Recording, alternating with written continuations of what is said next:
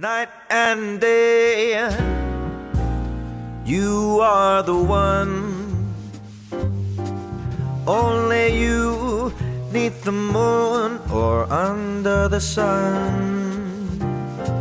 Whether near to me or far, it's no matter where you are, I think of you day and night.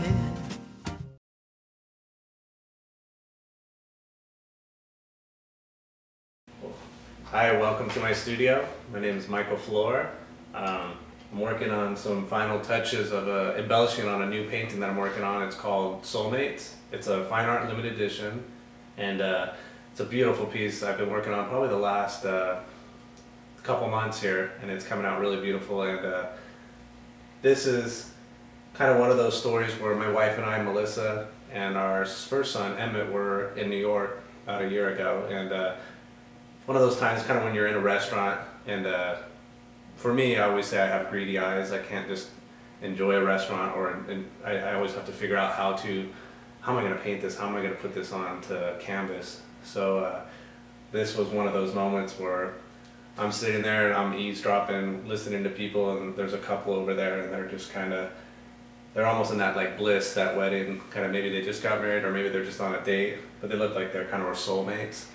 So it kind of reminded me of my wife and I. So it's kind of one of those moments where I'm just taking in the story, and then when I go back to the studios, when I try to put all the puzzle pieces together and come up with something that a lot of people can relate to. I think everyone can relate to being in a restaurant with a loved one or having that first date.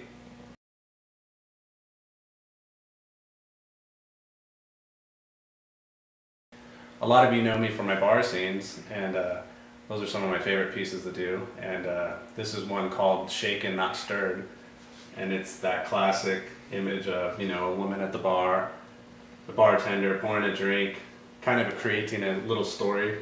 And this is actually my wife Melissa, who I always use for a lot of my paintings.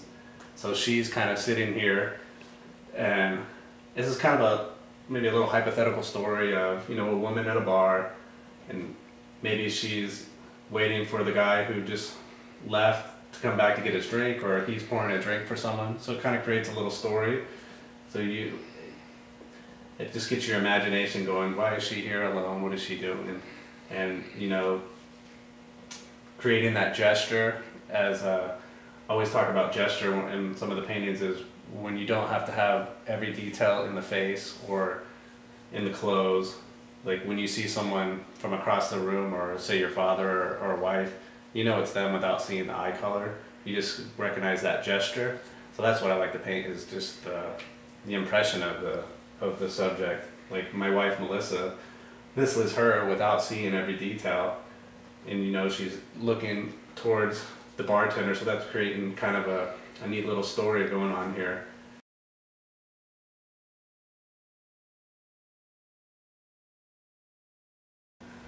So on Bourbon Street here, New Orleans, and this is just a spectacular place to me because of, first of all, the history, and I call it, there's such great eye candy there. Everywhere I look, I just want to paint. And like I said before, I have greedy eyes.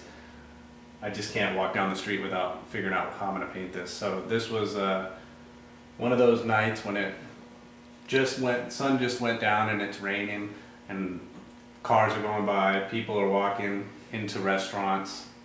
This is a restaurant here that someone's walking in, so I catch that out of my eye of someone going into a restaurant.